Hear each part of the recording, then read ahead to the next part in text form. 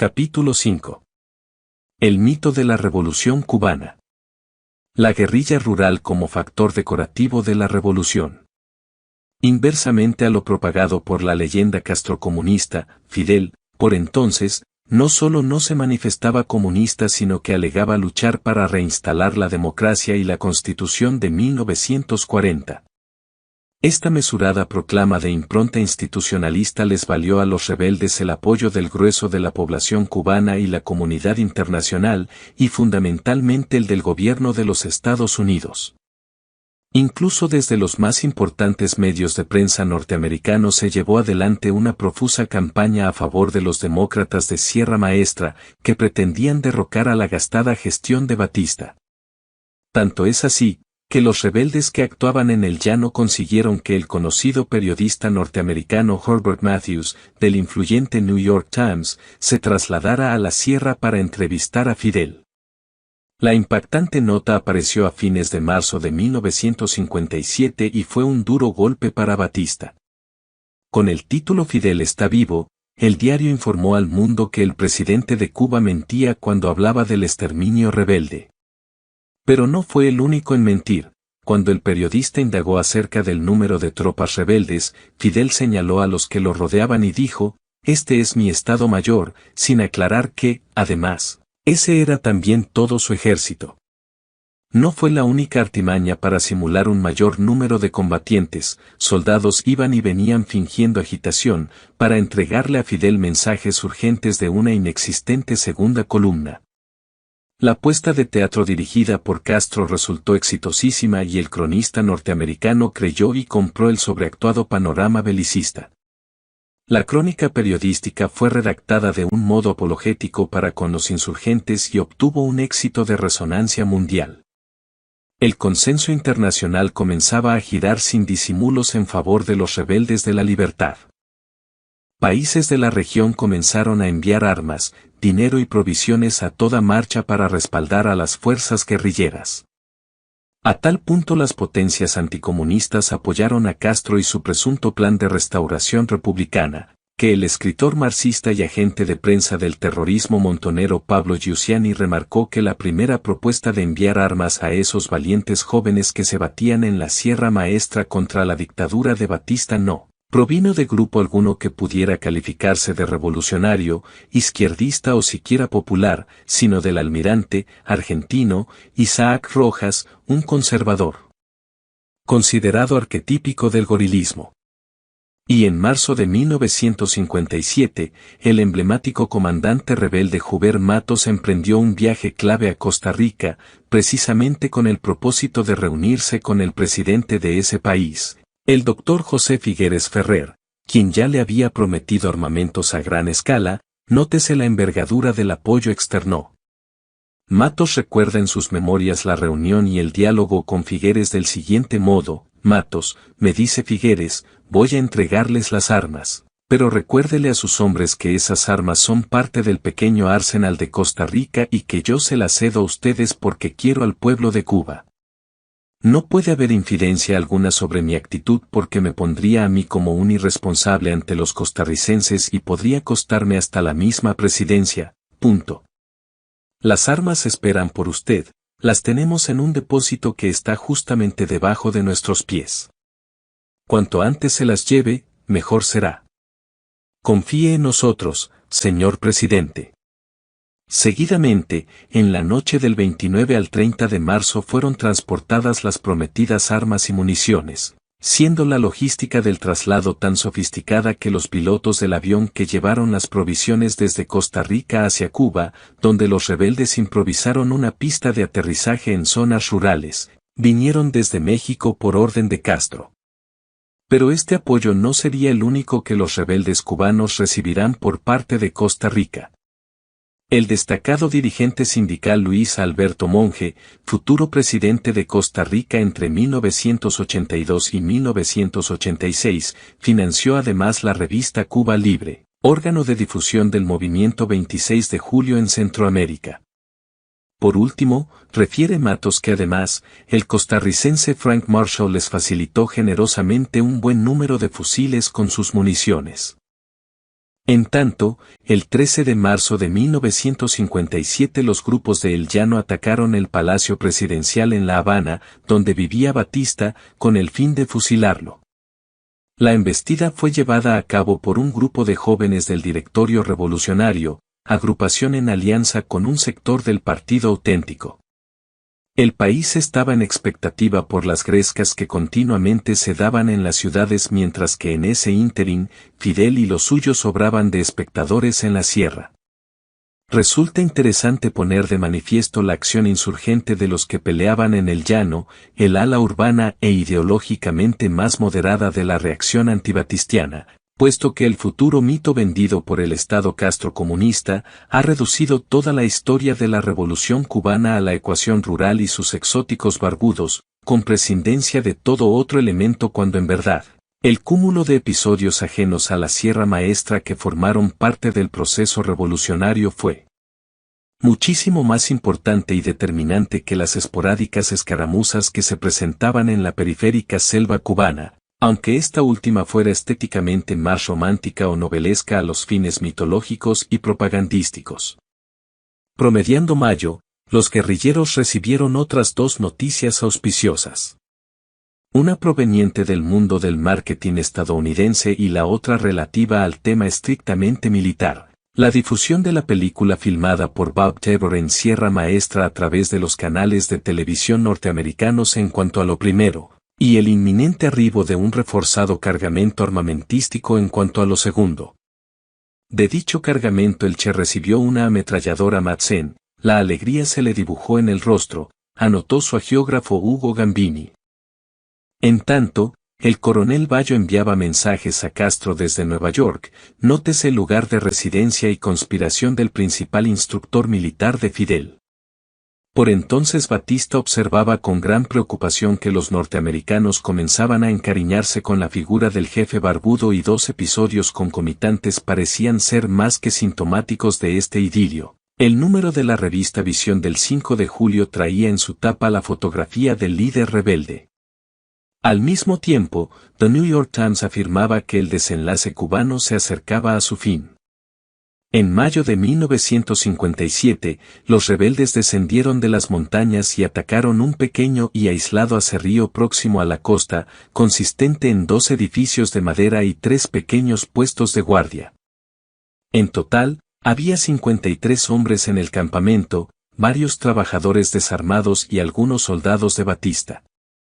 Castro dio la señal de ataque disparando su fusil de mirilla telescópica desde una loma distante. En la lucha que se entabló, los pocos soldados combatieron encarnizadamente, matando a 6 de los rebeldes e hiriendo a 9. Del grupo del campamento hubo 14 muertos, 19 heridos, 6 huyeron y 14 fueron hechos prisioneros. Y si bien la escaramuza fue de envergadura relativa, la propaganda castrista vendió el tiroteo como una de las más grandes epopeyas rurales de la revolución. Este combate nos probaba la poca preparación combativa de nuestra tropa, que era incapaz de hacer fuego con certeza sobre enemigos que se movían a una tan corta distancia como la que existió en este combate, confesó el Che. Aunque la falta de preparación militar no le impidió al argentino dar en el blanco, uno de los soldados levantó la cabeza como sorprendido: abrí fuego inmediatamente y el 6º hombre cayó.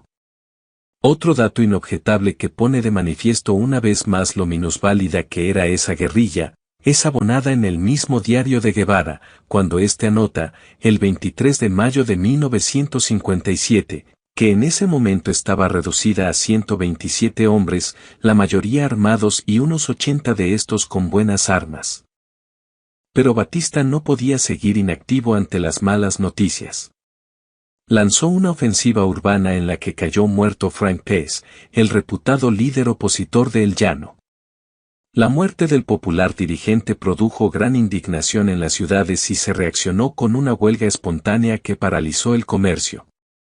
El funeral de Frank Pez arrastró a una impresionante muchedumbre, hecho que constituyó un fuerte llamado de atención a un gobierno cuyos sinsabores pasaban a formar parte de la preocupante habitualidad. Pero ahí no terminan los contratiempos para Batista. El flamante embajador americano Oro Smith, Dejó a un lado toda formalidad diplomática y acudió al velorio a depositar una ofrenda floral en la tumba del difunto dirigente, en acto de inequívoca solidaridad para con la rebelión y de desprecio para con la actitud del gobierno. En cuanto a Castro, vale reseñar que él veía en Frank Pez a un competidor, de modo que vivió su muerte sin congoja alguna, dado que si bien tanto el Llano como el Movimiento 26 de Julio luchaban contra Batista, eran más que evidentes las profundas diferencias ideológicas y políticas entre ambas facciones revolucionarias. El Llano era de tendencia moderada y Fidel Castro escondía en su seno una intencionalidad comunista todavía no exteriorizada. Menos especulativa y más noble fue la reacción de Guevara, quien en su diario anotó: con Frank Pez perdimos uno de los más valiosos luchadores, pero la reacción ante su asesinato demostró que nuevas fuerzas se incorporaban a la lucha y que crecía el espíritu combativo del pueblo.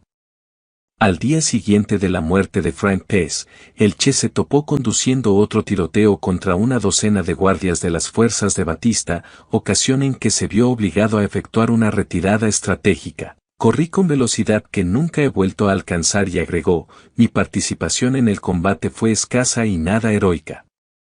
Nos resulta de interés la presente digresión, consistente en la opinión de un espía de Batista, Richard Tullas, quien en ese entonces se había infiltrado en Sierra Maestra y trazó el siguiente informe parangonando las personalidades del Che y Fidel: el Che, elegante, brillante, mucho más inteligente que Fidel. Che es un comunista, o en mis 2 años de estudio de personalidades comunistas, yo nunca he visto una. Su comandancia tiene todos los lujos de la ciudad. Un refrigerador de queroseno, una cocina de queroseno, comidas especiales, tabaco Subman, Coca-Colas, vinos y un amplio surtido de mate. Duerme en una cama confortable, punto. Che ama la autoridad, punto. En contraste con Fidel, Che es un hombre débil. Castro camina millas cada día. Che nunca camina, usa jeep o mulo. Castro es un hombre de gran coraje. Che tiene poco coraje, pero es un gran actor y ha estudiado la bravuconería. Pretende leer mientras la aviación ametralla su casa. Retomando al estado de situación, la realidad es que la soledad de Batista se tornaba inversamente proporcional al creciente apoyo a una guerrilla que, desde un principio, fue vendida por Castro como una firme insurgencia anticomunista y republicana. Basta con agregar que The New York Times, por medio de su periodista Tabe Sulk, aseguró que el entonces agente de la CIA, Robert Wicha, le proporcionó a partir de octubre de 1957, $50,000 al movimiento 26 de julio para fortalecer la financiación de la revolución. Y fue también por esos días cuando el comandante Hubert Maros registró el hecho no menor de que marinos estadounidenses procedentes de la base naval de Guantánamo se unieron a su grupo en ayuda y solidaridad con la causa antibatistiana.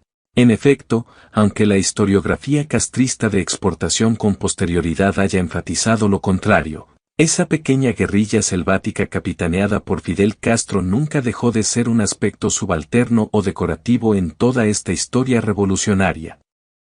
Y hasta tal punto ello fue así, que el propio Matos nuevamente ilustra que el 5 de septiembre de 1957, una semana después del asesinato de Frank, la radio informa de una sublevación contra Batista en la base naval de la Marina, en Cienfuegos, provincia central de Las Villas.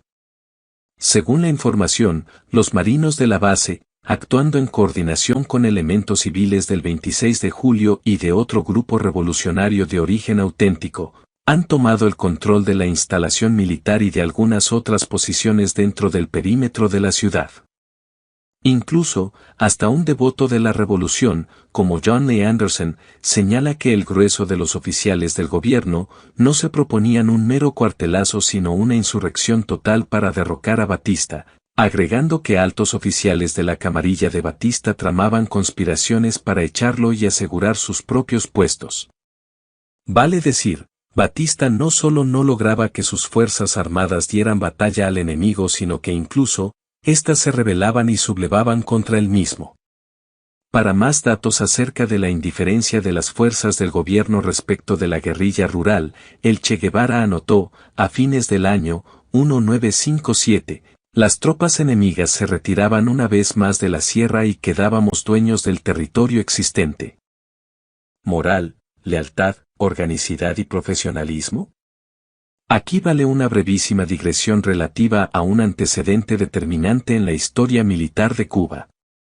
Y para tal fin abrevaremos en la pluma de Vicente Massot, quien en su análisis sobre la Revolución cubana desarrollado en la obra El cielo por asalto, recuerda y enfatiza que el 4 de septiembre de 1933, Batista, siendo un joven sargento taquígrafo, encabezó un golpe de Estado que lo depositó en el poder y cambió la estructura jerárquica del ejército de una forma inédita en América Latina, puesto que ese golpe interno en la institución militar forjó el ascenso fulminante de un conjunto de suboficiales, cabos y sargentos, a generales, con todas las prerrogativas del caso, aunque sin la formación que les faltaba en razón de su rango subalterno, y con ello se barrió al generalato y se lo reemplazó por el cuerpo de sargentos, motivo por el cual Batista insistió en todo momento en que la guerrilla estaba en retirada y sería vencida a corto plazo. Por eso no les prestó atención a los pocos oficiales capaces con los cuales contaba y confió el manejo de las operaciones a sargentos adocenados que se llevaban mal entre ellos y tenían la misma avidez crematística del presidente que los había transformado, de la noche a la mañana, en generales llenos de entorchados ridículos y medallas de latón. Y concluye Massot, de los datos únicos que registra el caso cubano, este es uno de los más notables. Vale decir, que el personal militar subalterno, que compartía la dudosa moral del caudillo que en su momento lo sublevó, que portaba escasa disciplina y que además no contaba con la preparación profesional propia de la oficialidad, fue la que reemplazó de facto a los altos mandos y pasó a conducir a las Fuerzas Armadas de Cuba, las cuales a su vez estaban subordinadas a un sargento. ¿Las consecuencias de semejante enroque? Estaban a la vista y el costo lo estaba pagando el principal responsable y mentor de esta jugada, Fulgencio Batista. La revolución multimediática. Ya habían pasado varios meses desde el desembarco del Granma y la guerrilla contaba con el abrumador respaldo de la prensa internacional. Corresponsales y cronistas de todo el mundo alababan al Che, a Castro y a su presunta causa noble. Tanto el New York Times, Le Monde, y el Corriere della Sera como los principales diarios de América Latina los apoyaban, en tanto que la CBS les hacía propaganda a través de un documental emitido en Estados Unidos en horario central. Esperamos la oportunidad en que nuestro pueblo pueda rendirles un gran homenaje nacional a todos los bravos periodistas que, con sus plumas generosas y nobles, le están ayudando a recobrar su libertad, anotó Fidel Castro en agradecida carta remitida a su inefable publicista Herbert Matthews. Pero además de la bondadosa cobertura comunicacional de la que gozaban los barbudos selváticos, los dirigentes que operaban en el llano, si bien no contaban con la misma espectacularidad mediática que sus colegas de la sierra, sí tenían aceitados contactos en la CIA, la cual no solo les brindaba toda la información necesaria sino también constantes desembolsos en dólares para sostener la rebelión. El comandante Guevara. El 21 de julio de 1957 fue un día de júbilo para el médico Ernesto Guevara, puesto que fue nombrado por Fidel Castro con el cargo de comandante de la segunda columna, la cual tenía asignada como territorio de combate la parte oriental de la Sierra Maestra, unos 20 kilómetros, dándole carta blanca, quedé nombrado comandante de la segunda columna del ejército guerrillero, anotó, añadiendo que la dosis de vanidad que todos tenemos dentro hizo que me sintiera el hombre más orgulloso de la tierra ese día. Pero el nuevo grado jerárquico del Che no hizo más que acentuar los aspectos más negativos de su personalidad a expensas de los miembros de su tropa, muchos de los cuales empezaron a contemplar la posibilidad de abandonar. Que salgan los pendejos, los rajaos, los culos de vaca, espetó Guevara a un grupo que buscaba pretextos para desertar. Incluso, en esos días se produjo la primera deserción efectiva en la columna y el Che envió a 2 emisarios, Baldo e Ibrahim, a perseguir al desertor con la orden de que lo fusilaran donde lo encontraran. Poco después regresó Baldo y relató que Ibrahim también había querido desertar y por eso lo había matado de 3 tiros. En su diario el Che anotó su reacción: reuní toda la tropa en la loma anterior al teatro del suceso macabro, explicándole a nuestra guerrilla lo que iba a haber y lo que significaba aquello, el por qué se castigaría con la muerte la deserción y el porqué de la condena contra todo aquel que traicionara a la revolución. Seguidamente, cuando otro de sus hombres, el guerrillero chino Wong, osó desertar, Guevara lo mandó a secuestrar por 2 subalternos, pero uno de ellos fue fusilado de inmediato al negarse a atrapar a su amigo. Fue entonces cuando el Che hizo desfilar nuevamente a su tropa en fila india ante el cadáver, un campesino humilde. Naturalmente los tiempos eran duros y se dictaminó como ejemplar la sanción, escribió. Todos los sospechados de cobardía o posible deserción eran sometidos a humillaciones denigrantes o riesgos tremendos por parte de Guevara. En esos tiempos se produjo el caso de un campesino de nombre Aristidio, quien se había incorporado a la guerrilla pero que al parecer se había arrepentido, puesto que presumía de su intención de desertar en cuanto se desplazaran las fuerzas insurrectas. Sin más, Guevara lo mandó a fusilar. En mi carácter de jefe del sector realizamos una investigación muy sumaria y Aristidio fue ejecutado.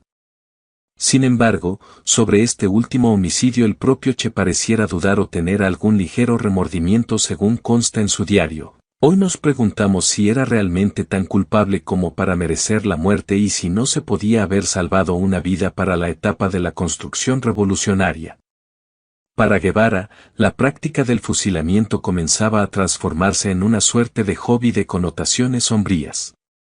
De hecho, son escasísimos los registros en su diario en Sierra Maestra de haber matado a enemigos en combate y, por el contrario, él confiesa haber fusilado o mandado a fusilar a más de una docena que peleaban en su grupo, pero que por alguna razón a él no le inspiraban confianza o simpatía. Al respecto cuenta otro de sus excompañeros, Roberto Bismarck, capitán del ejército rebelde: Guevara llega a las villas a hablar con nosotros. Fuimos a la reunión aquella. No tenía ninguna intención idealista ni remotamente. Un hecho que me provocó mucho rechazo: hubo una pequeña operación militar en la cual se logró apresar a algunas personas, algunos de ellos guajiros que supuestamente habían estado colaborando. A mí no me constaba, pero eso era lo que se les adjudicaba, con el régimen de Batista. En forma arbitraria, yo fui testigo de que el Che Guevara, sin juicio previo, incluso contra el juicio nuestro de que no debía acelerarse ningún tipo de acción contra la persona porque no había garantías para quienes supuestamente estaban acusados, el Che Guevara dijo que no, que a esos había que matarlos. Y a 2 de ellos, fui testigo visual de que con su pistola los mató. Otro testimonio penoso es entregado por Luciano Medina, capitán del ejército rebelde, quien estuvo bajo las órdenes del comandante Camilo Cienfuegos. Llevábamos 3 días sin comer y acampamos en la finca La Otilla y el Che nos mandó a buscar un puerco y yo fui a lo de Carlos Ocolombo que tenía una finquita cerca y compré un puerco que me costó 70 pesos. Entonces toda la tropa estaba comiendo y llega un señor y le dice al Che Guevara que tenía un chivato, que hay que ver cómo se saca de ese hombre que se llama Juan Pérez, dueño de la finca Rancho Claro, cosechero de café. Entonces fueron a buscar al hombre, y lo fusilaron. Recuerdo que tenía 3 hijos chiquitos de 4, 5 y 6 años. Eso nos cayó mal a toda la tropa. En cambio, cuando el encono para con el eventual desdichado no era muy significativo, el Che entretenía su morbo efectuando simulacros de fusilamiento. Podrá parecer ahora un sistema bárbaro este empleado por primera vez en la sierra, solo que no había ninguna sanción posible para aquellos hombres a los que se les podía salvar la vida, pero que tenían una serie de faltas bastante graves en su haber, justificó. La realidad es que Guevara no veía en los individuos nada dignificante, y estos solo valían en cuanto servían al todo, observando al sujeto particular como la más insignificante pieza del mecanismo. De hecho, a los trabajadores cubanos los consideró dientes de una rueda y calificó a sus guerrilleros como abejas de un colmenar, sosteniendo que importa poco que el guerrillero individuo salga vivo o no.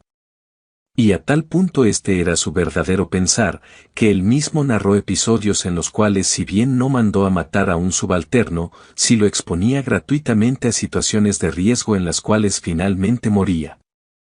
Cuenta el Che que después de la batalla de Santa Clara, recorre un hospital y un moribundo le toca el brazo y le pregunta si lo recuerda. Era un combatiente de su propia tropa al que Guevara había desarmado algunos días antes, en castigo por habérsele disparado accidentalmente su arma. Fue entonces cuando en represalia el Che le ordenó conseguirse otro fusil quitándoselo a un soldado enemigo. El joven guerrillero se había animado a cumplir la riesgosa orden, pero en el intento fue herido de gravedad. Murió unos minutos después, anotó Guevara, y agregó: creo que estaba contento por haber demostrado su coraje. Otra vez, en sus escritos, aparece la aparente alegría que él le adjudica a su víctima por morir con valentía, en este caso por culpa de una orden absurda que el propio Guevara le dio a un subalterno. Otro dato bastante ocultado de la personalidad del médico Ernesto Guevara es que él se mostraba particularmente fascinado con las armas, fascinación que en principio no tiene nada de malo, excepto por el hecho de que contrasta radicalmente con el talante pacifista que le atribuyen muchos de sus feligreses y filmes lisonjeros. En mayo de 1957, al llegar a la Sierra Maestra un cargamento con armamentos que reforzaban a las milicias rurales, Guevara escribió: a la noche llegaron las armas. Para nosotros aquello era el espectáculo más maravilloso del mundo, estaban como en exposición, ante los ojos codiciosos de todos los combatientes, los instrumentos de muerte. Pero del uso del espectáculo más maravilloso del mundo no se salvaron ni los animalitos domésticos. Por entonces el Che le ordenó a su subordinado Félix que matara a un perrito que merodeaba por la zona y cuyos alaridos podían despertar sospechas de su presencia ante el enemigo. Félix me miró con ojos que no decían nada. Lentamente sacó una soga, la enroscó en el cuello del animal y empezó a ajustarla. Los movimientos simpáticos de la cola del perro bruscamente se volvieron convulsivos antes de morir gradualmente, acompañados por un lamento sostenido que salía de su garganta a pesar del apretón firme. Tras un último espasmo nervioso, el cachorro dejó de agitarse. Ahí quedó tendido con la cabeza sobre las ramas. Pero lo realmente curioso del caso es que quien jamás mostró la menor congoja o remordimiento ante cada homicidio suyo practicado u ordenado a un ser humano, sí manifestó esos sentimientos ante la muerte del perro. Entre nosotros hubo una conmoción imperceptible. Otro desdichado ejemplo de justicia revolucionaria presenciado por los hombres de la columna del Che es testimoniado por el guerrillero Enrique Acevedo. Al amanecer traen a un hombre grandote vestido de verde, la cabeza tapada como los militares, con bigotes grandes. Es René Cuervo, que está causando problemas en la zona de San Pablo de Yau y Vega Layue. Ha cometido abusos contra los campesinos diciendo que pertenece al movimiento 26 de julio. El Che lo recibe en su hamaca. Al final el Che lo aleja con un gesto desdeñoso de la mano. Lo llevan a una hondonada y lo ejecutan con un rifle 22, por lo cual tienen que darle 3 tiros. El lugar sería bautizado como el Hoyo del Cuervo. Al cúmulo de episodios truculentos que estamos repasando para ilustrar al amigo lector, cabe sumar el protagonizado por el joven guerrillero de apellido Echevarría, cuyo hermano zarpó con el Che en el Granma. Al serle adjudicado un presunto delito, Guevara ordenó su inmediata ejecución y anotó: Echevarría pudo haber sido un héroe de la revolución. Pero le tocó la mala suerte de delinquir en esa época y debió pagar en esa forma su delito. Sirvió de ejemplo, trágico, es verdad, pero valioso para que se comprendiera la necesidad de hacer de nuestra revolución un hecho puro y no contaminarlo. Por las características poco amables de su comandante, los guerrilleros vivían en un clima de permanente tensión psíquica. Aunque también es cierto que esa atmósfera hostil era alimentada por la vida dura en la selva y por el enorme esfuerzo físico que debía llevar adelante la pequeña guerrilla, las marchas eran fatigosas e increíblemente cortas. Los heridos tienen que ser transportados uno a uno, porque había que llevarlos en hamacas colgadas de un tronco fuerte que literalmente destroza los hombros de los porteadores, que tienen que turnarse cada 10 o 15 minutos, de tal manera que se necesitan de 6 a 8 hombres para llevar un herido en esas condiciones, anotó Guevara, lamentando además que ante un ritmo de vida tan poco atractivo, las defecciones estaban a la orden del día. Las deserciones eran continuas dado que era muy difícil mantener la moral de la tropa, sin armas, sin el contacto directo con el jefe de la revolución, caminando prácticamente a tientas, sin ninguna experiencia. Situación que se agravaba ante la poca disposición de los nuevos incorporados, lo cual iba provocando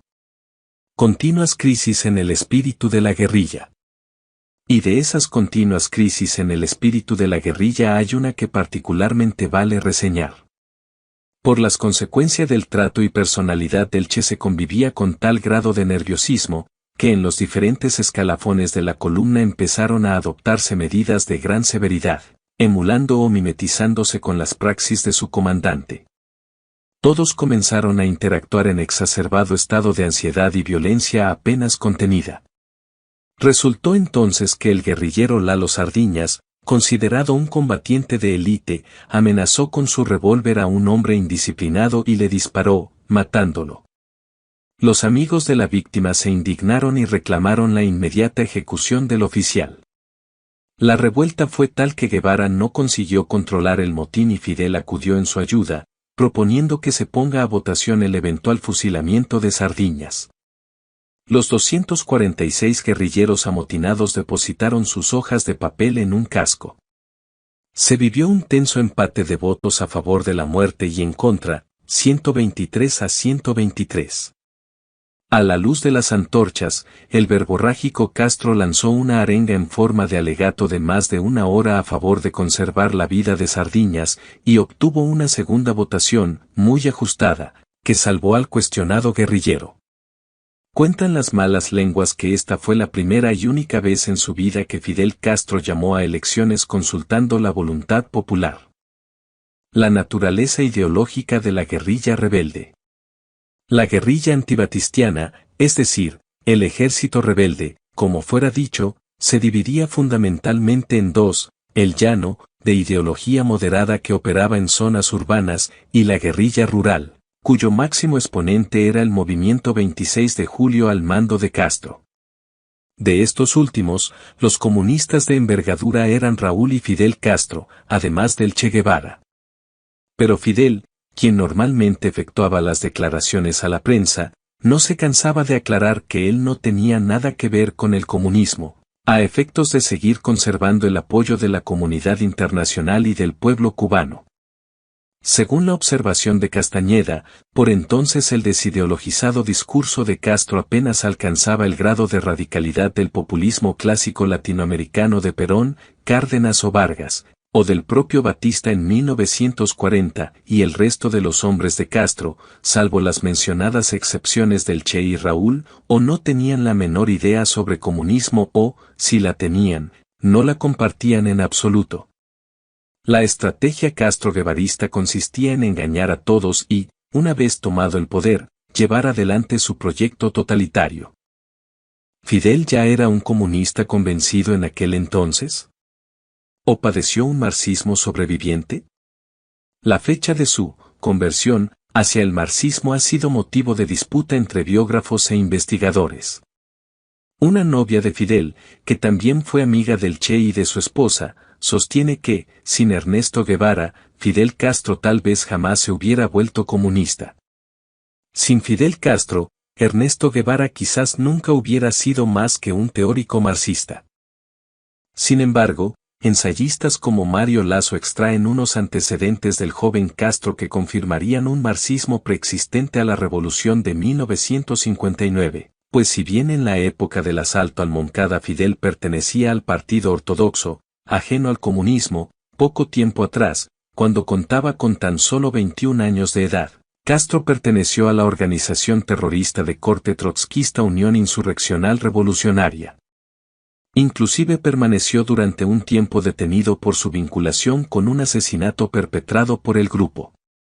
Asimismo, Fidel fue agitador y partícipe de la matanza en el famoso Bogotazo en la Colombia de 1948, a mí me han preguntado algunas personas si yo pensaba, cuando lo del Moncada, 1953, como pienso hoy. Yo les he dicho que pensaba muy parecido a como pienso hoy. Esa es la verdad.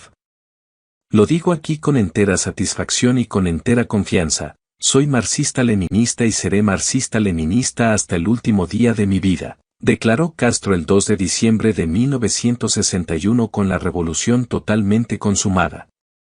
¿Dijo la verdad ese día Fidel? Imposible saberlo, máxime viniendo dicha confesión de alguien caracterizado por haber sido toda su vida un mentiroso crónico. Lo que sí podemos sostener es que la formación marxista de Castro nunca fue académicamente sólida, insuficiencia ideológica que además siempre se notó, aunque ello no quita que no haya sido un comunista convencido. Los antecedentes de Castro aquí mencionados no son menores. En plena Guerra Fría, la CIA no podía darse el lujo de soslayar tamaños detalles, pero el lujo se lo dio y luego se pagaron carísimas las consecuencias de tamaña desaprensión, sea esta culposa o dolosa. Recordemos que en esos tiempos los Estados Unidos eran gobernados por las administraciones de Eisenhower primero y Kennedy después, a cuyas responsabilidades en el tema de Marras nos referiremos más adelante. En cuanto al Che Guevara, es dable señalar que, aunque sí era un marxista entusiasta, no se caracterizaba precisamente por ser un pensador del marxismo, sino un lector apurado que manejaba conceptos asistemáticos, cuando no panfletarios, los cuales fue radicalizando al extremo y cuyos cerrados dogmas le brindaron un rumbo o fundamento psicológico a la guerra que él llevaba consigo contra el mundo. En carta a su madre, reconocerá, antes, me dedicaba mal que bien a la medicina y el tiempo libre lo dedicaba al estudio en forma informal de San Carlos, Marx. La nueva etapa de mi vida exige también el cambio de ordenación, ahora San Carlos es primordial, es el eje. Nos resulta imposible no tomar nota de que el Che al hablar de ordenación sacerdotal y referirse a Marx como San Carlos, consciente o inconscientemente estaba viendo en el marxismo no un conjunto de ideas atendibles sino el sucedáneo de una religión, a la cual habría que dedicarle una vida de entrega catequística signada por la mortificación y el martirologio de ser necesario. Es más, en cuanto a que las lecturas de Marx le dieron a Guevara sentido a una vida que hasta entonces vagaba a la deriva, él mismo le confió a su madre, en carta fechada en julio de 1959. Lo siguiente, soy siempre el mismo solitario que va buscando su camino sin ayuda personal, pero tengo ahora el sentido de mi deber histórico. Me siento algo en la vida, no solo una fuerza interior poderosa, que siempre la sentí, sino también una capacidad de inyección a los demás y un absoluto sentido fatalista de mi misión me quita todo miedo. O sea que Guevara no solo habría localizado en el marxismo elemental un puñado de consignas que le daban sentido a su existencia, sino también su misión fatalista que tanto lo preocupaba. Fidel, como todo político, aspiraba a perdurar. El Che, como todo aventurero, elegía extinguirse en su momento más glorioso, consumarse en el acto absoluto de la lucha hasta la muerte. Esta intransigencia de los ideales ocultaba la búsqueda existencial del ser uno mismo, la construcción de su propia estatua, observó Juan José Sebrelli, en otra de esas agudas interpretaciones suyas sobre Guevara, de las que siempre hay que tener en cuenta.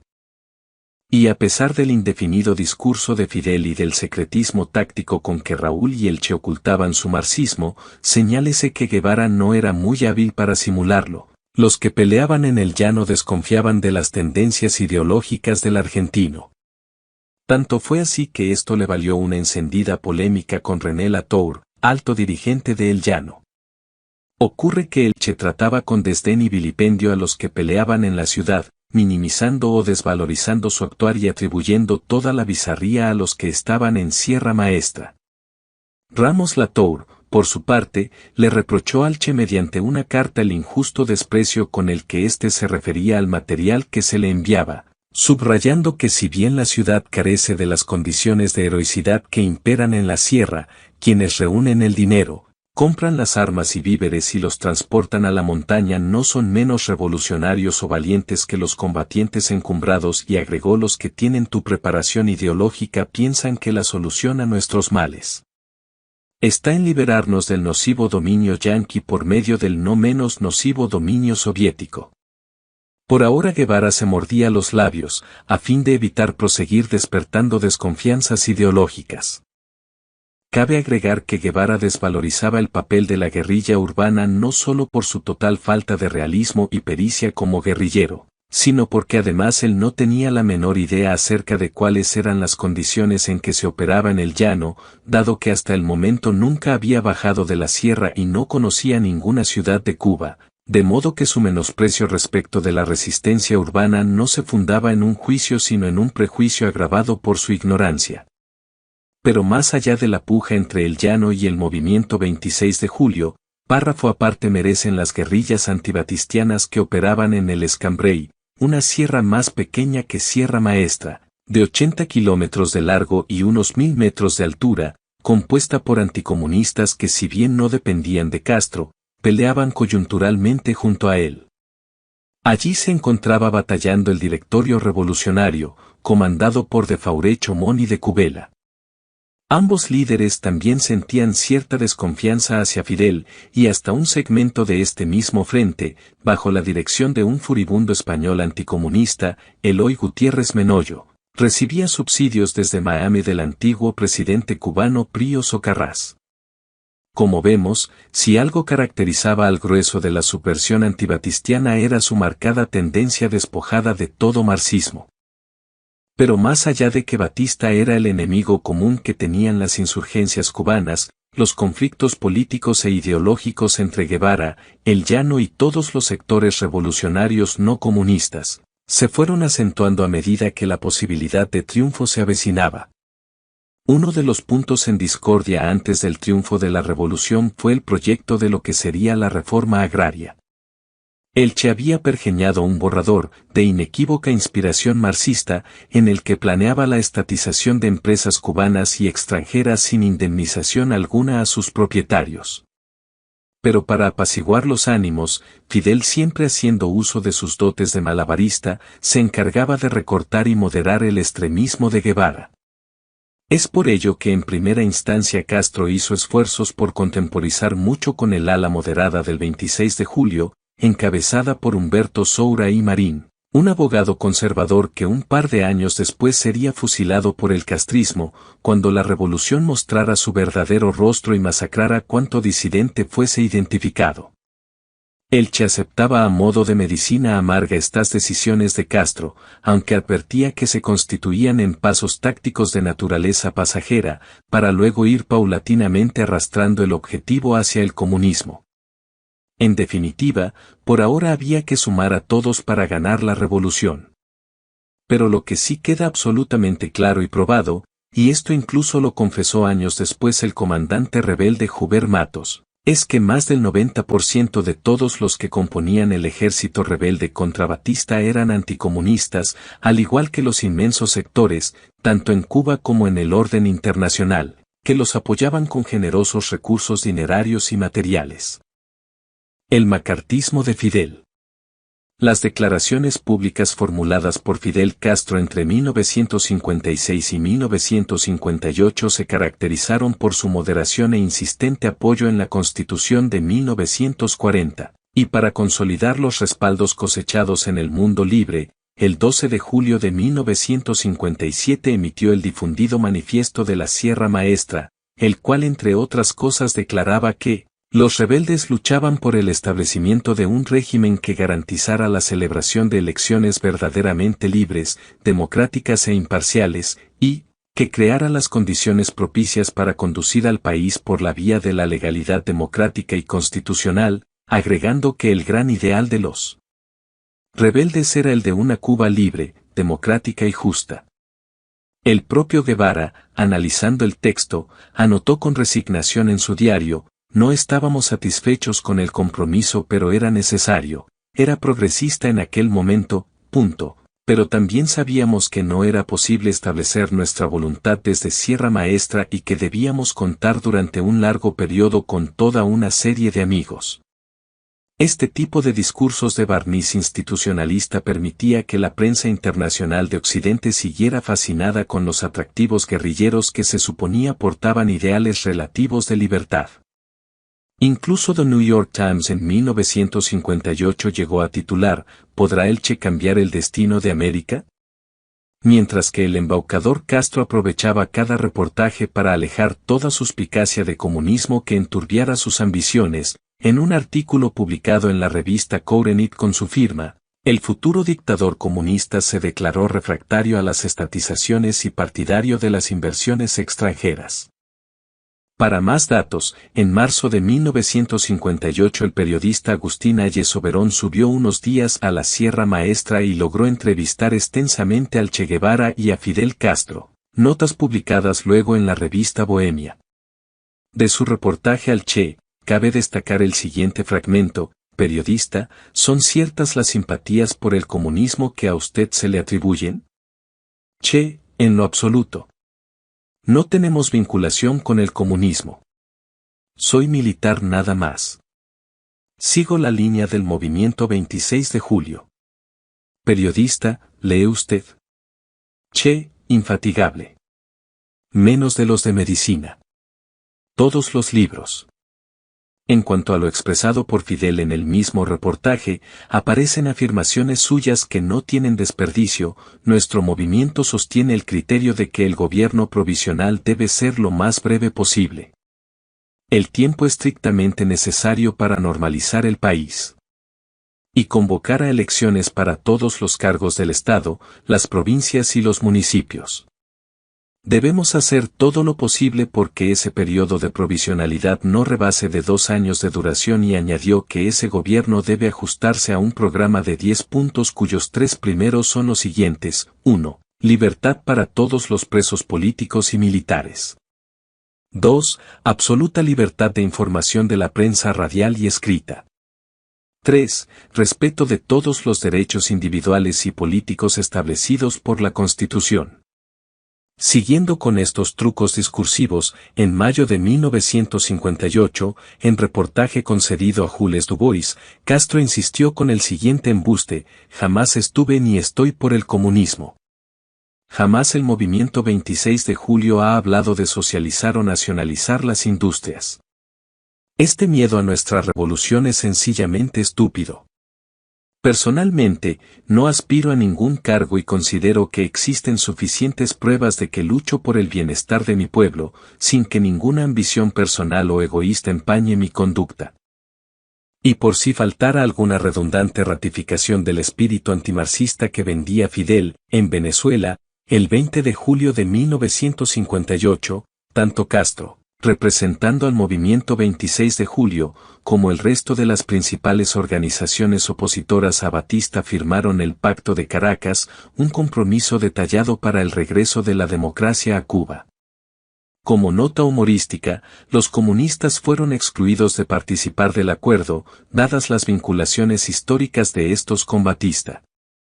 Pero Castro no solo era un macartista cuando le hablaba a la prensa local e internacional, sino que también en el seno mismo de sus filas sobreactuaba de anticomunista empedernido. Los comunistas me preocupan mucho. Debes tener cuidado a la hora de elegir los oficiales que te secunden en la columna. Cuídate mucho de esto, le ordenó al comandante Hubert Matos. En tanto, la prensa americana seguía haciendo apología de los rebeldes. Ese año, un corresponsal del New York Times, Homer Begard, fue también enviado a la sierra para promocionar a los insurgentes, y sus constantes artículos incitaron a un equipo de televisión del Columbia Broadcasting System a filmar a diario a la guerrilla, y de este modo la televisión americana registrará y compartirá en tono laudatorio la vida de los guerrilleros durante casi 2 meses. Fidel Castro, ya convertido en un divo hollywoodense, en reiterativo reportaje concedido a su complaciente reportero Herbert Matthews declaró: puede tener la certidumbre de que no abrigamos la menor animosidad contra los Estados Unidos o contra el pueblo norteamericano. Y Matthews se dio el gusto de caracterizar a su promocionado Fidel como un idealista, animado de firmes convicciones acerca de la libertad, la democracia, la injusticia social y la necesidad de restablecer la Constitución y celebrar elecciones. En otra columna suya del mismo diario, el reiterativo adulador no vaciló en celebrar que el programa castrista traería en Cuba una reforma democrática y por lo tanto anticomunista. Mejor agente de marketing no se podía tener. Los artículos sobre Fidel Castro y la situación cubana que escribí en febrero literalmente cambiaron el curso de la historia del país, se jactó con orgullo Matthews, y tenía razón. La conjura continúa. Al finalizar el verano de 1958, las acciones contra Batista se multiplicaron por todo el país. La Habana se vio sacudida el 15 de marzo por lo que se conoció como la Noche de las 100 bombas, pero el golpe de efecto más espectacular fue el secuestro del campeón mundial de automovilismo, el argentino Juan Manuel Fangio. Raptado a punta de pistola el 23 de febrero de 1958 en el Hotel Lincoln y desde allí trasladado a una guarida, fue liberado 27 horas después. El episodio tuvo resonancia mundial y constituyó otro rutilante logro publicitario para la guerrilla. Para fortificar el apoyo de los antibatistianos que operaban en Estados Unidos, Aide Santamaría, veterana del Moncada, es enviada al aliado país del norte, que después de 1959 pasaría a llamarse el imperialismo, en donde fue recibida con todos los honores para coordinar y organizar una colecta a fin de obtener fondos de la colonia cubana y diversas organizaciones norteamericanas que conspiraban contra Batista desde distintas ciudades del vecino país amigo. Y tan amigo era, que Washington determinó darle el golpe de gracia a Batista en marzo de 1958. Decretando un embargo de armas a Cuba con el fin de desabastecerlo por completo y dejarlo sin municiones a corto plazo. A finales de junio, en medio de un bombardeo aéreo de las fuerzas de Batista por sobre las tropas rebeldes al mando de Raúl Castro, en el segundo frente de la Sierra de Cristal, Raúl ejecutó un ingenioso ardid deteniendo amablemente a 49 ciudadanos norteamericanos. ¿Con qué objetivo? Que Estados Unidos presionara a Batista por el cese de los bombardeos a cambio de liberar a los americanos confortablemente secuestrados. Conclusión, Estados Unidos exigió inmediatamente a Batista, quien obedeció sin mayores reparos, que cesen los bombardeos hasta la total liberación de los rehenes. Nótese la absurda situación, el agente comunista Raúl Castro llevó adelante una acción injuriante hacia ciudadanos norteamericanos y Estados Unidos, en lugar de tomar represalias contra los agresores, tomó medidas contra Batista.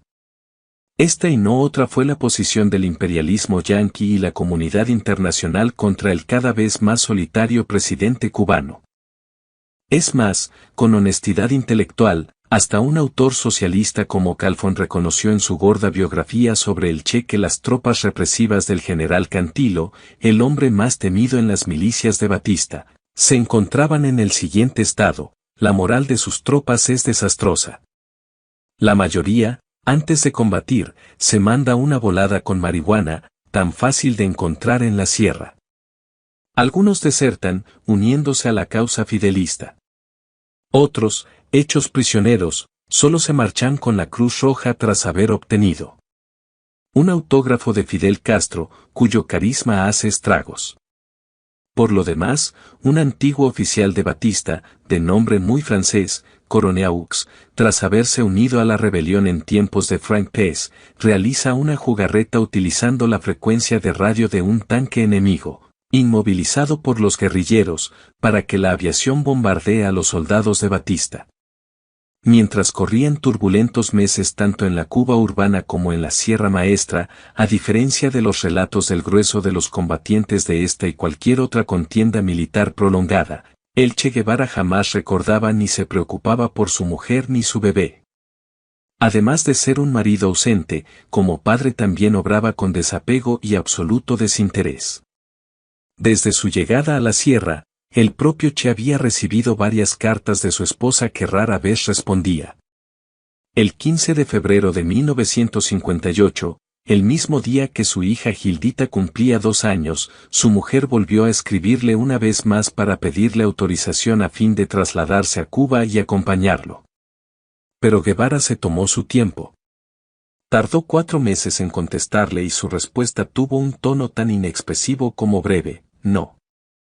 Cuenta Agustín Ayeso Verón, citado periodista de la revista Bohemia, que tras pasar 2 meses en la Sierra Maestra como corresponsal y reportear a Guevara en su campamento, marzo del 1958, entre las cosas que observé es que tenía una personalidad despótica, dura, cruel. Por ejemplo, le pregunto por su primera esposa Gadea y me dice: bueno, no sé de ella ni me interesa. Apatía e indiferencia marital a la que le cabe agregar un dato clave recogido por el biógrafo John Lee Anderson, el cual explicaba por qué la presencia de Hilda no sería bien vista por su esquivo marido. El Che tenía una amante, la joven Zoila Rodríguez. El 5 de mayo de ese año, el presidente cubano anunció un plan de ataque para erradicar definitivamente la guerrilla. Anota Gambini que esta acción era para Batista una victoria segura, según se calculó, porque se descontaba que 300 guerrilleros jamás podían ofrecer resistencia a un ejército.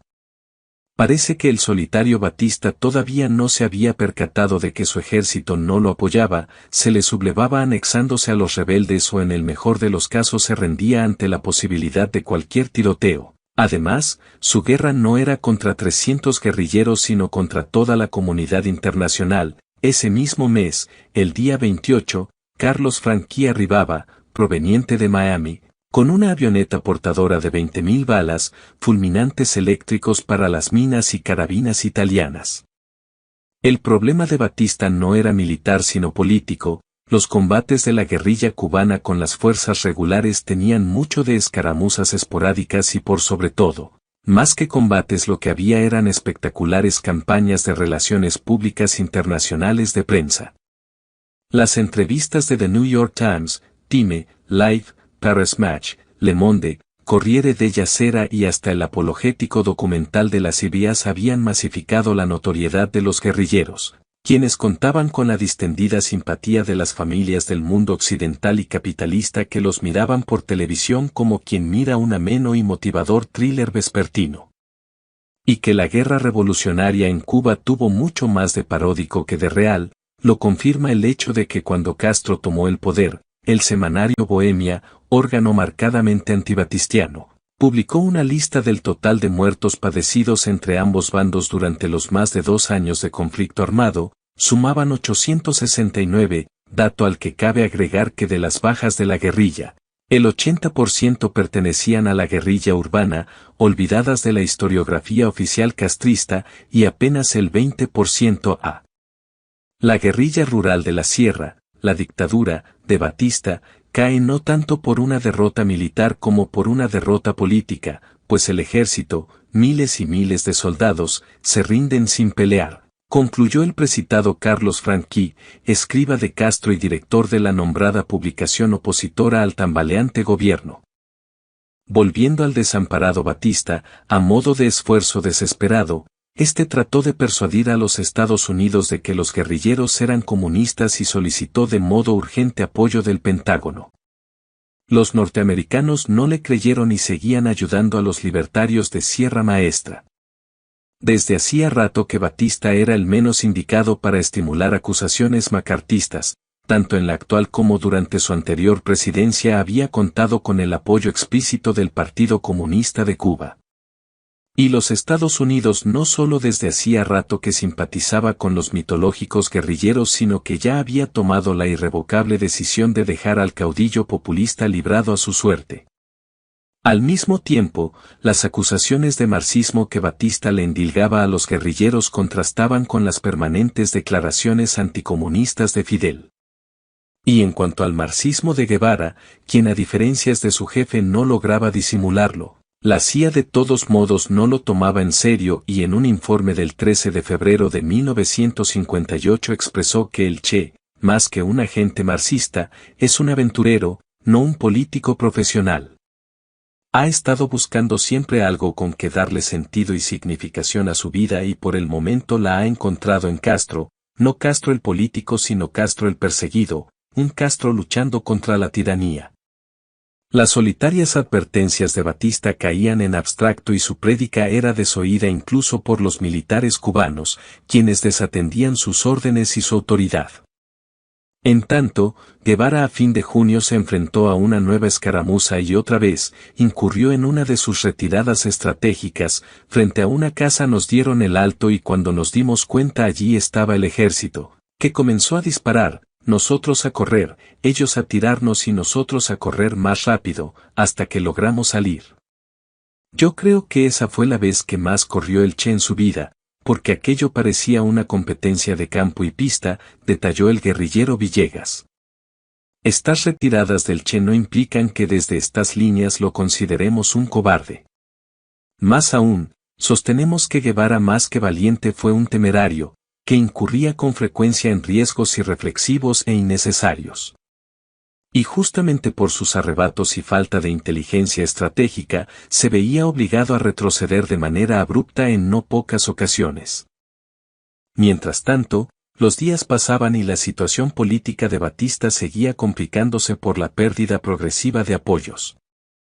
En agosto, el Che se encontró falto de municiones y estuvo a la espera de que las mismas llegasen desde Miami. Pasan ya de 100 las armas sin uso por falta de balas, lamentó.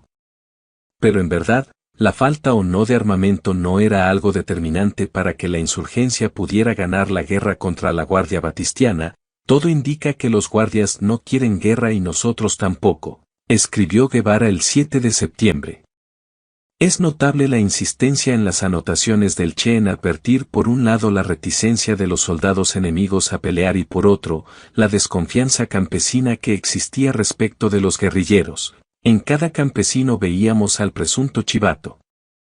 El golpe de Estado contra Batista se encontraba en su etapa final y las guerrillas avanzaban crecientemente hacia las zonas urbanas con mucho voluntarismo, pero luchando mucho más contra las inclemencias geográficas o logísticas antes que contra un ejército enemigo. Día a día empeoraban las condiciones físicas de nuestra tropa y las comidas, un día sí, otro no, otro tal vez. En nada contribuía a mejorar ese nivel de miseria que estábamos soportando, se quejaba el Che a fines de septiembre, y a las 11 de la noche del 2 de octubre tras cruzar ruidosamente con su tropa una laguna con el agua hasta el cuello agregó, el chapaleo, imposible de evitar totalmente, y la luna clara, me hacen pensar con visos de certeza que el enemigo se dio cuenta de nuestra presencia, pero el bajo nivel combativo que en todo momento han demostrado los soldados de la dictadura los hicieron sordos a todo rumor sospechoso. ¿Contra quién luchaba la guerrilla entonces? Pero independientemente del rol protagónico o no de la guerrilla en la Revolución cubana, lo que sí era constitucionalmente cierto es que Batista tenía los días contados, dado que su mandato estaba por vencer y él mismo había decretado elecciones presidenciales para el 3 de noviembre de 1958, en las que no participaría como candidato, puesto que la legislación no permitía la reelección. Sin embargo, este contexto sufragista fue desoído por los rebeldes y las consignas de la guerrilla no fueron otras que sabotear el proceso electoral, acusándolo de farsa. Pero si la guerrilla luchaba contra una dictadura y esa dictadura llamaba a elecciones porque así lo definía la misma constitución que ellos querían restaurar, entonces ¿por qué se oponían a los comicios? El propio Guevara cuenta en su diario que los días anteriores al 3 de noviembre fueron de extraordinaria actividad, nuestras columnas se movilizaron en todas direcciones, impidiendo casi totalmente la afluencia a las urnas de los votantes en esas zonas. La embestida antielectoral se forjó en un ambicioso plan muy bien detallado por Calfón, el cual consistía en atacar 3 puntos, cada extremo de la isla y el centro. Castro mismo, con su hermano Raúl y Almeida, se encarga de la provincia de Oriente y de Santiago de Cuba. Camilo Cienfuegos debe llegar hasta la provincia de Pinar del Río, en el extremo oeste. Y se encarga al Che que divida en 2 la isla, atacando la región central de las villas, donde hay ya, en la Sierra del Escambray, diversos focos de resistencia y no solo el del M-26. El objetivo final es hacer caer la dictadura, pero de momento se trata de impedir las elecciones presidenciales de noviembre. Insistimos y seguimos preguntando, ¿cómo es eso de la existencia de una insurgencia democrática que tiene por ambición tomar el poder para llamar a elecciones cuando en Cuba se estaban celebrando elecciones y esta misma las saboteaba con violencia? La realidad es que más allá de los objetivos de Castro, que nada tenían que ver con instaurar un sistema democrático electoral, muchos de los cubanos no confiaban en la transparencia de los comicios, puesto que Batista se hallaba muy desacreditado por sus mañas arbitrarias y por el golpe que él impartió en 1952. Los logros económicos de que gozaba Cuba no alcanzaban para calmar a una sociedad que solicitaba una reforma institucional modernizada, acorde con el perfil de las acreditadas potencias del hemisferio occidental. A pesar de la intentona del boicot, los comicios se llevaron a cabo, aunque con discreta repercusión, puesto que el enrarecido ambiente imperante morigeró en mucho la afluencia de votantes. Los dos candidatos de las fuerzas opositoras eran el expresidente Grau San Martín y el doctor Márquez Sterling. En cambio, el candidato apoyado por el gobierno era el doctor Andrés Rivero Agüero. Antes de la medianoche el oficialismo anunció que había obtenido una contundente victoria. Pero el plan saboteador de las elecciones tuvo su cuota de éxito. Si bien ellas se llevaron a cabo, los rebeldes lograron paralizar parte de la circulación, dinamitar los puentes, dividir la isla en dos y con ello mantener asustada a la población en sus casas. Un 30% del padrón acudió a votar y por lo pronto, aunque con discreto consenso electoral, Rivero Agüero, el candidato ganador, debía sustituir a Batista en febrero de 1959. El intendente conservador. Tanto el movimiento 26 de julio como las citadas guerrillas no castristas iban avanzando posiciones y empezaron a tomar los pueblos.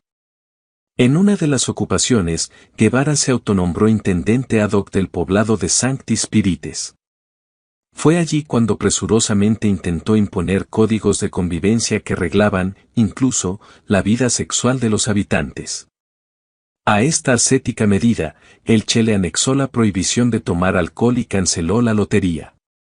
Las resistencias en el poblado ante la nueva moral impuesta no se hizo esperar y el Che se vio obligado a recular. El argentino cayó en la cuenta de que, hasta que no tomara el poder de manera absoluta, debería seguir fabricando, en la medida en que su frontal personalidad se lo permitía, una imagen simpática y tolerante para con los pobladores. Y si bien Guevara recapacita y autoriza las relaciones que cada quien considere conveniente, sacerdotalmente elaboró un sermón exhortando a los lugareños evitar toda clase de desmanes que puedan ir minando la moral. Consejos de vida un tanto reaccionarios para el progresismo del siglo XXI. Siempre dispuesto a levantar el estandarte de la diversidad sexual o la legalización de las drogas de manera conjunta con la fotogénica remerita del Che. El último apaga la luz. Si bien las semanas previas a que termine el año 1958 se habían producido algunas batallas de cierta importancia, el grueso de las tropas de Batista solían mantener inalterable la renuencia al combate. Los soldados se rinden aún en condiciones de superioridad militar, describe Castañeda. En consonancia, el comandante rebelde Juber Matos en sus memorias recuerda que el día 2 de noviembre de 1958, tenemos cercado el cuartel del Central Algodonal. Y mediante conversaciones, logramos un acuerdo, los 11 entregaron el cuartel y las armas, con derecho a marcharse a Santiago o incorporarse a nuestra tropa el que así lo deseara. Su jefe, un sargento, insistió en que no estaba pactando una derrota porque ellos entendían que la revolución podía ser beneficiosa para Cuba y nos pidió que militares y rebeldes cantáramos el himno nacional. Así lo hicimos. En esas horas, sin el menor cuidado de las formas, desde los aeródromos y puertos de los Estados Unidos, más precisamente de la ciudad de Florida, salían numerosos aviones y barcos cargados de armas para los guerrilleros de Castro y no otro que John Lee Anderson agrega que el Departamento de Estado deseaba la caída de Batista y por eso apoyaba de manera activa, aunque encubierta, los esfuerzos de Castro para tomar el poder. Tanto el subsecretario para Asuntos Latinoamericanos, Rory Bottom, como el flamante titular de la Oficina del Caribe, William Whelan, se oponían a Batista, al igual que el especialista de la CIA en asuntos cubanos, J.C. King. La CIA ya buscaba contactos con el movimiento rebelde de Fidel a través de sus agentes en Santiago y La Habana y pormenoriza que la guerrilla que operaba en el llano obtuvo de la CIA fondos y acaso otro tipo de ayudas. Finalizando el mes con algunas escaramuzas que hirieron a varios hombres de la guerrilla castrista, prosigue relatando Juber Matos que cuando visito a los heridos en nuestro hospital de campaña, recientemente instalado en Dos Bocas, un oficial me informa, comandante, algo raro está pasando en las posiciones fortificadas del cuartel del Cristo. Hay un movimiento extraño al anochecer. No espero más y salgo en esa dirección. ¿Qué encuentro? Una verdadera desbandada. Los soldados están abandonando sus posiciones, incluyendo el cuartel. Huyen escondiéndose en cañaverales y malezas y remata comentando que los prisioneros tomados al ejército están en actitud de cooperación y trabajan como auxiliares de nuestra tropa. Al optimista clima imperante, Matos le agrega otra buena noticia, en este caso proveniente del extranjero. El 9 de diciembre, después de varias horas en jeep, me encuentro a nuestro jefe. Fidel está eufórico. Me muestra, por otra parte, las armas que acaba de recibir de Venezuela. Un buen cargamento traído en avión por Díaz Lanz, el mismo piloto que nos trajo desde Costa Rica. Al parecer, el presidente venezolano Wolfgang Larrazábal, con el respaldo del exmandatario Rómulo Betancourt, es el que ha proporcionado los pertrechos. Fidel me hace un buen regalo de ese armamento, un fusil ametralladora brasileño. Pero el apoyo militar proveniente del exterior estaba de más, ya que no había mucha necesidad de usar armas ante un enemigo que se mostraba renuente a todo combate. En la noche del 14 de diciembre el ejército, derrotado y en retirada, acampó junto a un cuartel ubicado en Melgarejo, a la entrada de El Cobre, donde se encuentra el santuario de la Virgen de la Caridad, patrona de Cuba. Oficiales de la columna 10 persuadieron a los soldados a entregar sus armas y retirarse a Santiago. Así lo hicieron. El enemigo está atrincherado, sin el menor indicio de planes ofensivos, anotó nuevamente Matos. En otras latitudes de la isla, los pocos soldados de Batista que parodiaban presentar batalla, ni siquiera revisaban el desvencijado armamento, arrojaban bombas que no explotaban. Otros soldados batistianos, además, aprovechaban la ocasión para vender sus pistolas al ejército rebelde a cambio de unas monedas. Nótese la hazaña de los represores. Es increíble que muchas bombas no hagan explosión y que esto se repita sin que la Fuerza Aérea de Batista tome medidas, se asombra Matos, agregando que en esta caricatura bélica se dan situaciones curiosas. Hay marinos que roban pertrechos, como las codiciadas balas de la calibre 50, y los venden por poco dinero. Ese mercado negro también existe en el ejército y lo aprovechamos negociando con algunos cabos y sargentos. Daba la impresión de que las fuerzas rebeldes peleaban contra un fantasma imaginario. Pero quien sí tenía que pelear contra varios frentes era Batista, debía lidiar contra Estados Unidos, que le había bloqueado el apoyo armamentístico y financiaba a los rebeldes, contra las sublevaciones de sus propios hombres, contra el entreguismo del resto de sus soldados, contra la prensa internacional y contra el apoyo militar recibido por los rebeldes de países tales como México, Costa Rica, Venezuela o de las zonas latinas de Estados Unidos. Sus posibilidades de salir airoso eran nulas. El 12 de diciembre, Guevara ocupó la región de las Villas, zona colindante a las grandes ciudades, y brindó una entrevista radial para la 6 VF que retransmitía el audio para Radio Rebelde desde la Sierra Maestra, y allí se produjo el siguiente diálogo, guión que nos puede decir en relación con la gran ofensiva del gobierno valientemente rechazada por ustedes. Bueno, no solo fue rechazada por los hombres a mi mando, fue además humillantemente perdida por el ejército de la dictadura que no luchó, que se retiró dejando en nuestro poder armas y demás equipos. El 14 de diciembre de 1958. La Secretaría de Estado norteamericana decidió tomar el toro por las astas e intervino oficialmente para eliminar políticamente a Batista y colocar a Castro en su reemplazo. Cursó instrucciones al embajador en Cuba Oro Smith de que comunicara al presidente que debía abandonar la isla.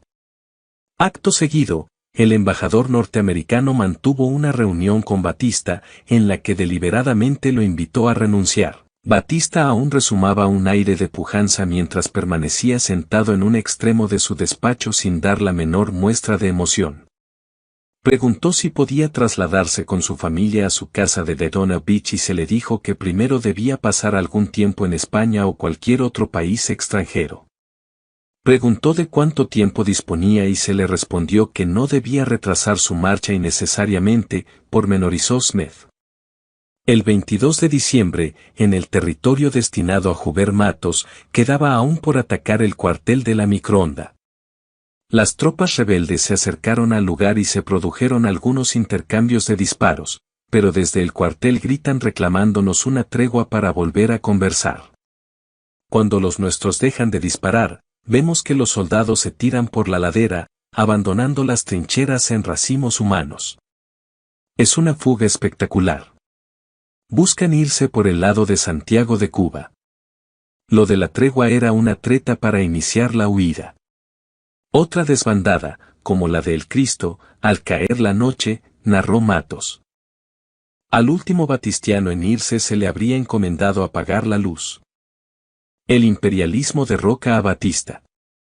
La entrega de Cuba al comunismo promovida por las administraciones norteamericanas en manos de Dwight D. Eisenhower, 1953 a 1961, primero, y John F. Kennedy, 1961 a 63, después, no es una mera teoría, sino una realidad concreta y confesada de manera taxativa por quien fuera el embajador en Cuba encargado de comunicar a Batista su expulsión. Incluso, una vez pasada la revolución, el mencionado Orly T. Smith expuso ante el subcomité del Senado sobre Seguridad Interior, revelando datos extraordinarios que ratificaron por completo el papel determinante de los Estados Unidos para la llegada de Castro al poder. Entre lo expuesto, Smith confirmó que, el régimen del presidente Eisenhower se empeñó en que Castro Ruz llegara al poder. Es difícil de entender esta política desde un punto de vista norteamericano. He demostrado que varias veces, cuando la ocasión era propicia y había oportunidades de encontrar una solución sin Batista ni Castro, nuestro Departamento de Estado se negó a dar su apoyo. Concediendo que Batista ya no fuera útil, la alternativa, desde luego, no tenía que haber sido Castro, nuestro enemigo. Y es necesario advertir que Castro no se habría encontrado en la situación de alcanzar el poder y no hubiera podido crear el medio para tomarlo sin la buena voluntad del cuarto piso, en donde funcionaban las oficinas de asuntos latinoamericanos del Departamento de Estado americano. Era imposible que el subsecretario de Estado Rory Bottom, su compañero William Wieland y el cuarto piso no estuvieran enterados de las aficiones comunistas de Fidel Castro. No existe la posibilidad de que la CIA no lo supiera y Smith completa su argumento recordando que desde Florida salían soldados, municiones y armas y corriente incesante, y se entregaban a los revolucionarios que se hallaban en las montañas de la Sierra Maestra.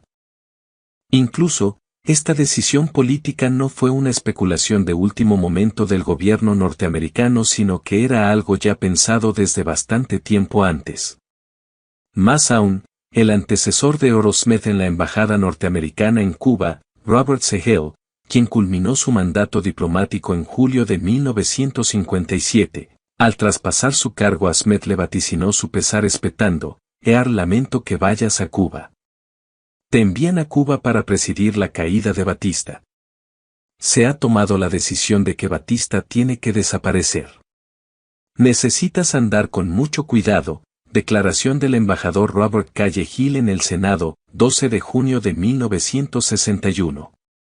Si la CIA tenía expreso conocimiento sobre la afiliación comunista de Castro pero no reparó ni se alarmó por el detalle, eso sería un dato que nosotros no lo podemos suscribir ni rechazar. Tampoco podemos saber si por inoperancia o impericia investigativa, la CIA fue efectivamente engañada por Castro y sus declamaciones macartistas. Empero, lo que sí es una verdad de apuño, es que el derrocamiento a Batista lo hizo Estados Unidos y no un puñado de campesinos analfabetos. Va de suyo que no es esto lo que se enseña en los colegios cubanos desde 1959 a la fecha. Caso contrario, deberían cambiar la efigie de los idolatrados íconos de la revolución, Cienfuegos, Guevara, Castro y algunos otros barbudos más, por la de los presidentes norteamericanos Eisenhower y Kennedy, respectivamente. Pero eso le quitaría épica a la engañosa mitología revolucionaria, tan frecuentemente apañada por la progresía transnacional y la prensa bien pensante. El último paseo. Mientras los norteamericanos expulsaban al presidente cubano, una de las gestas guerrilleras más espectaculares que la leyenda castrista vendió sobre la revolución fue la toma de Santiago de Cuba, la segunda ciudad del país en importancia estructural y la primera en importancia militar. Pero muy lejos de la batalla heroica, la toma de Santiago no distó mucho de asemejarse a una alegre caminata deportiva. La policía y las fuerzas armadas batistianas no solo no pelearon, sino que acordaron con los rebeldes sublevarse contra Batista. Así lo relató Matos, quien era justamente el comandante encargado de tomar la ciudad. El comandante Bonifacio Asa, jefe de la policía de la ciudad, me ha enviado un mensaje, garantizando que sus fuerzas se pondrán a nuestras órdenes con todos los carros patrulleros tan pronto yo le indique. La base naval de la Marina en Punta Blanca tiene gran capacidad defensiva, pero no nos preocupa. Tenemos informes de que la Marina se unirá a nosotros cuando las acciones alcancen intensidad. En la bahía operan 2 fragatas, la Antonio Maceo y la Máximo Gómez. La mayoría de la oficialidad de esta última simpatiza con nosotros. Entre ellos hay una conspiración bien extendida. Uno de estos oficiales, el capitán Trujillo, se ha incorporado a la columna 9. También tenemos varios de sus marinos. Estoy impulsando la sublevación, contando con la inteligente intervención de dirigentes del 26 de julio en Santiago. Ellos están al tanto de las garantías que Fidel les ha dado. Los oficiales de la Máximo Gómez pueden comenzar a trabajar en la deserción de los oficiales de la Antonio Maceo. Hemos estado acumulando grandes cantidades de gasolina que nos entrega la refinería Texaco durante la noche. Hasta las petroleras multinacionales conspiraban a favor del proyecto Castro-Guevarista. Ni siquiera el paseo por Santiago podría ser obstaculizado por la Infantería de Marina de Cuba, probablemente el sector militar más profesional con el que contaba Batista, puesto que, tal como anota Matos, sus integrantes siempre han tratado de demostrar que la hostilidad hacia las fuerzas revolucionarias es forzada por las circunstancias y que existe una corriente de coincidencia entre ellos y los barbudos. Toda la coyuntura para la toma de la ciudad portadora del distrito militar más importante de la isla se presentaba de manera más semejante a un distendido paseo que a una batalla decisiva. El amable desfile sería encabezado por el comandante Juber Matos. Sin embargo, la peregrinación se dilató unos días. Ocurrió que las cosas fueron más fáciles aún. Cuenta el propio Matos que el 28 de diciembre habrá una reunión muy seria y secreta entre Fidel y el general Eulogio Cantillo, jefe de operaciones del ejército, de Batista. Con la más absoluta reserva él y Fidel han intercambiado recados, notas y cortesías. La reunión se celebra en el Central Oriente. Los pocos que lo saben viven momentos de tensión. El resultado es un pacto para poner fin a la guerra el 1 de enero, con un reconocimiento del triunfo de la revolución y una alianza entre los militares y los rebeldes. 3 horas después de concertado el acuerdo, llega Raúl Castro a la comandancia de la columna 9. Viene contento, con un mensaje verbal de Fidel: Juber, vengo a buscarte, me dice entusiasmado. Se ha logrado hoy un acuerdo con Cantillo por el cual el 1 de enero de 1959 termina definitivamente la guerra. En la ejecución del plan tienes una importante participación. Fidel necesita conversar contigo, te espera cerca de Palma Soriano. Fidel, Raúl y yo conversamos en privado. Juber, como tú ya sabes, hemos llegado a un arreglo con Cantillo. El 1 de enero, a las 3 de la tarde, tú estarás en el cuartel Moncada representándome a mí y al ejército rebelde. Irás con 300 hombres escogidos de tu columna.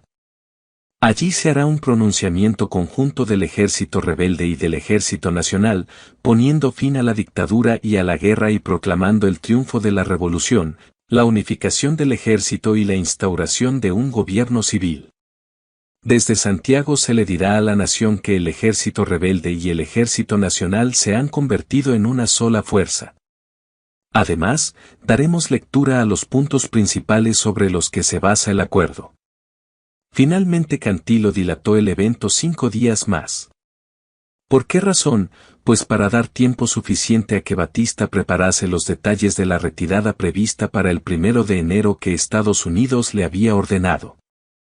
En cuanto al citado comandante Bonifacio Asa Grasso, jefe de la policía de Santiago de Cuba, quien ofreció sus hombres al servicio de los rebeldes, este fue fusilado tras la revolución en 1959. Cuando se advirtió que no simpatizaba con las ideas comunistas.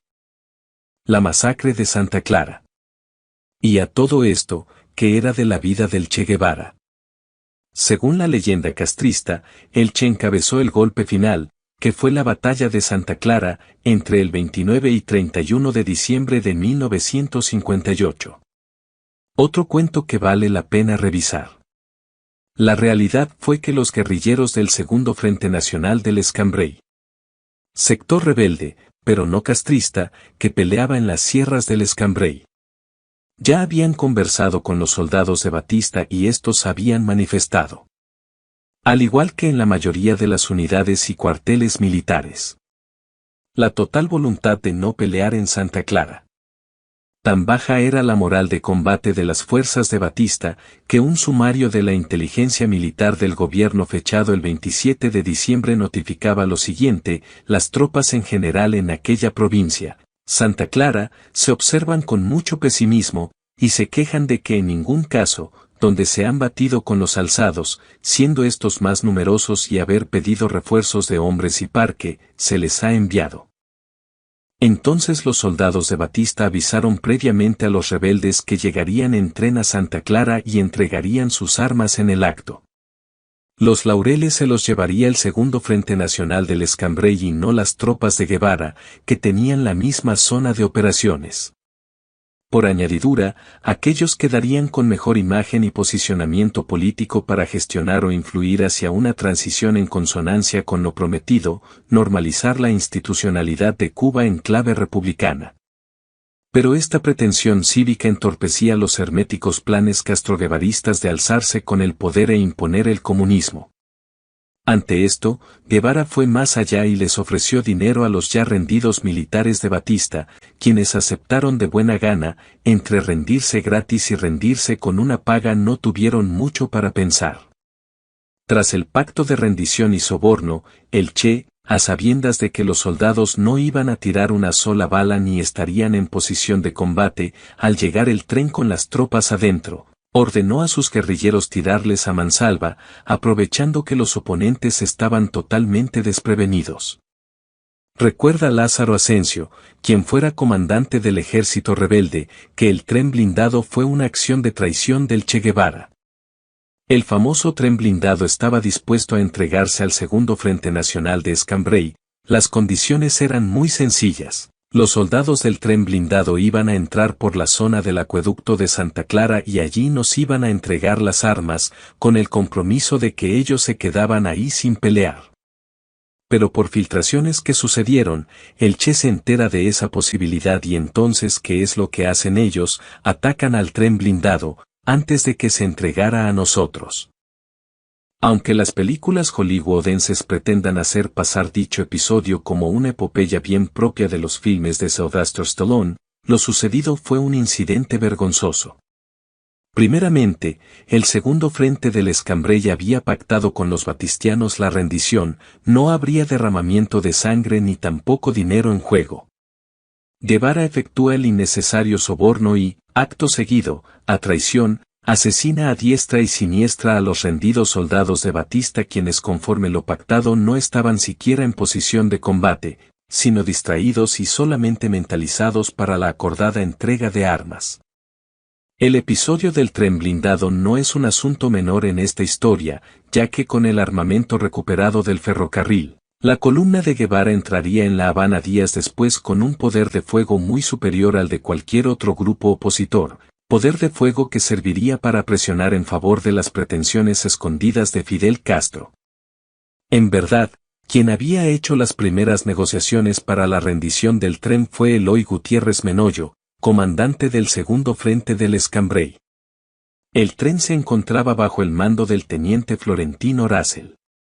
Menoyo recuerda que los militares se entrevistaron con él para contemplar la posibilidad de rendirse.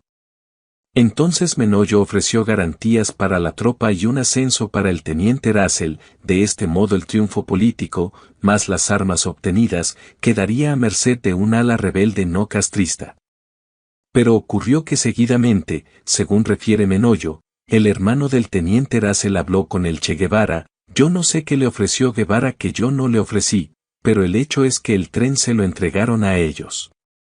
Siempre lo conmemoran como el heroico asalto al tren blindado, pero ese fue un tren entregado. En 2 o 3 oportunidades lo comenté con Guevara y le dije, Guevara, ¿que tú le ofreciste que yo no le ofrecí? Él se echaba a reír y nunca me lo confesó. Más adelante en el tiempo, el propio Fulgencio Batista reconoció que el tren efectivamente fue cedido por el coronel Rosell, quien desertó, después de haber recibido $350,000, o $1 millón del Che Guevara, pacto que también confirmó luego Ramón Barquín, el único alto oficial de Batista encarcelado por conspirar contra el propio Batista. Por su parte, Jaime Costa, asaltante del cuartel Moncada, expedicionario del yate Granma y comandante del ejército rebelde, recuerda que el primero que entra en Santa Clara ciudad es el Che, y Félix Torres, un comunista de las villas, le dice, Che, tienen a los chivatos de Batista, y el Che, sin más ni menos, los va matando sin interrogar. En eso el segundo que entra en Santa Clara es Camilo y entonces él tiene una expresión, pero coño, aquí se han bañado en vez de con agua con sangre, porque donde quiera hay un muerto tirado en la esquina, han acabado con este pueblo. O sea que el Che cometió una traición doble, a sus camaradas del ejército rebelde, del Segundo Frente Nacional del Escambray, y a los soldados batistianos que ya habían pactado la entrega pero igual fueron asesinados. Conclusión, en un pacto de paz y rendición en donde no habría derramamiento de sangre alguno, la gesta de Guevara consistió en intervenir para efectuar un soborno seguido de una traición, en la cual se atacó a sangre y fuego de modo sorpresivo. Ello explica por qué entonces la columna de Guevara padeció apenas un saldo de 6 bajas, en contraste con los más de 300 muertos del bando oponente y de cuya gigantesca masacre Guevara participó con entusiasmo personal en el fusilamiento de 23 soldados. Y detallando aspectos de su masacre a traición, Guevara relató que para tal fin arrojaron botellas con gasolina encendidas y que el tren se convirtió en un auténtico horno para los soldados. Y de las muy pocas cosas que el Che anota en su diario relativas a Santa Clara, destaca una anécdota por cuya innecesaria crueldad disfrazada de arrojo revolucionario vale la pena transcribir. Recuerdo un episodio que era demostrativo del espíritu de nuestras fuerzas en esos días finales. Yo había amonestado a un soldado, por estar durmiendo en pleno combate y me contestó que lo habían desarmado por habérsele escapado un tiro. Le respondí con mi sequedad habitual, gánate otro fusil yendo desarmado a la primera línea. Si eres capaz de hacerlo. En Santa Clara, alentando a los heridos en el hospital de sangre, un moribundo me tocó la mano y me dijo, ¿recuerda, comandante? Me mandó a buscar el arma en Remedios. Y me la gané aquí. Era el combatiente del tiro escapado, quien minutos después moría, y me lució contento por haber demostrado su valor. Se trataba de un adolescente llamado Miguel Arguin, a quien Guevara había mandado inútilmente al matadero, y encima anotaba el asunto con orgullo adjudicándole a su víctima y subordinado una muerte feliz. Esta y no otra fue la hazaña final del Che en la Revolución cubana, tan novelescamente retratada por partidarios y hagiógrafos. Y dentro de estos últimos aplaudidores, el que lidera el podio es el escriba español / mexicano Paco Ignacio Taibo II, quien además de cantarle loas desde el primer renglón al último de su biografía apologética, se queja de que colegas suyos también guevaristas en sus respectivas obras no hayan destacado el papel del Che en Santa Clara. Pierre Calfón dedica 2,5 páginas y Castañeda apenas 3 páginas, se enfurece don Paco, quien por su parte dedica 40 de las 918 páginas que componen su kilométrico libro, a fin de detallar las proezas imaginarias de su venerado varón con el tren blindado, aunque es el propio Guevara quien pareciera contradecir a su esforzado adulón, dado que alguien como el Che que se pasó la vida escribiendo sobre sí mismo, respecto de su hazaña en Santa Clara no dedicó ni un solo renglón en su diario de campaña, omisión en la que el discente incurrió exprofeso ante la probable vergüenza de saberse carente de toda grandeza en tan oscuro contubernio. Hay sujetos que son más guevarista que Guevara y el oficioso Taibo II pareciera ser el arquetipo más representativo dentro de este nutrido fans club. Pero lo cierto es que con o sin traición, con o sin épica y con o sin soborno, la revolución ya estaba prácticamente triunfante y consumada.